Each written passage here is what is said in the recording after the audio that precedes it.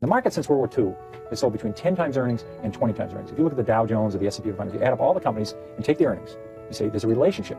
And it follows. McDonald's earnings have been terrific the last 30 years, and the stock's been terrific. There's a direct relationship. So the earnings of the S&P 500 have been between this range of 10 and 20. We were just about to go over the 20, which is the high end of the PE range. There wasn't a lot of room left on the PE of 20 side. is at the top of how high it should ever be. Right. It's been over there only a few times ever over 20. And that's when usually inflation is about zero. In the early 60s, when inflation was about zero, we were a little bit over 20. Now we have a very low inflation rate. So if you usually have subtracted inflation from 20, you've had the PE of the market. That's been a pretty good ratio. When inflation was 12%, you remember in the early 80s, we had an 8 or 9 PE in the market. Peter Lynch emphasizes that, historically, the market's price-to-earnings (PE) ratio for indices like the Dow Jones and S&P 500 typically falls between 10 and 20 times earnings.